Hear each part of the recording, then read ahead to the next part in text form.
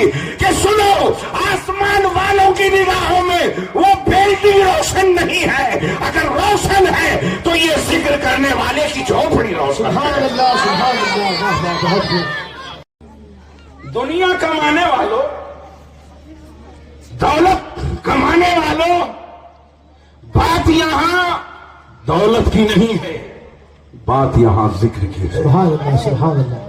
آسمان والے ذاکرین کے گھروں کو دیکھتے ہیں تو کیسا نظر آتا ہے؟ تو سرکار خود فرما رہے ہیں تدیع لہم کما تدیع الکواکب لأہل الارض، آسمان والوں کی نگاہ میں یہ ذاکرین کے جو گھر ہیں وہ اس طرح روشن ہوتے ہیں اور اس طرح چمکتے ہیں جس طرح کہ زمین والوں کی نگاہوں میں ستارے چمکتے ہیں۔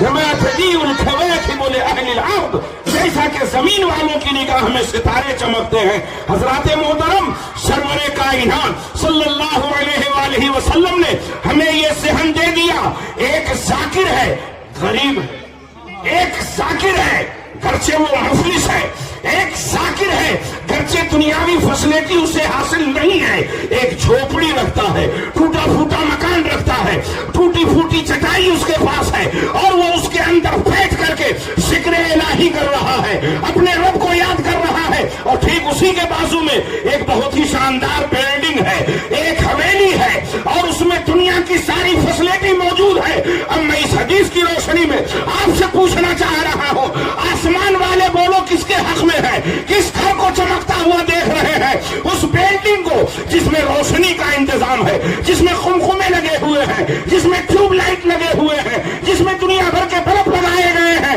لیکن ایک جھوپڑی ہے جس میں ایک چھوٹا سا چراغ جل رہا ہے اور بیٹھنے والا ذکر الہی کر رہا ہے، تو آسمان کی مخلوق آواز دے گی کہ سنو آسمان والوں کی نگاہوں میں وہ بلڈنگ روشن نہیں ہے، اگر روشن ہے تو یہ ذکر کرنے والے کی جھوپڑی روشن ہے۔ سبحان اللہ سبحان اللہ، بہت خوب۔ اگر چاہتے ہو اپنے گھر کو چمکانا، وضو کرو، مصلی بچھاؤ، سبحان اللہ سبحان اپنے گھر میں ذکر کی محفل قائم کرو، سبحان اللہ۔ الا اللہ الا اللہ الا اللہ الا اللہ کی صدائیں بلند کرو۔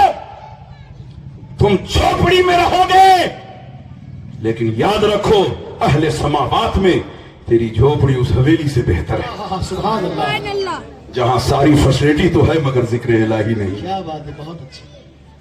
کیا ذہن لے کے جائیں گے آپ؟ آج کے بعد ہم اپنے گھر میں ذکر الہی کریں گے، انشاءاللہ۔ بولیے۔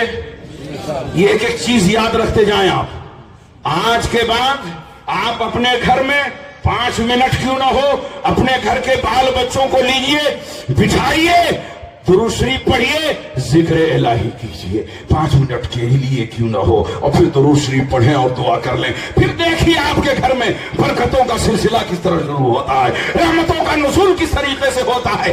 آج ہماری زبان پر بس یہی ناشکری کے کلمہ، یہ ہو رہا ہے، وہ ہو رہا ہے، یہ پریشانی ہے، وہ پریشانی ہے۔ یاد رکھو ہم نے اپنے کردار کی بنیاد پر اپنے آپ کو پریشانی کے دہانے تک پہنچایا ہے۔ اگر ہماری زبان پر ذکر الہی کے پاکیزہ کلمات ہوتے تو آج ہمارے اوپر رحمت خداوندی کا شامل آنا۔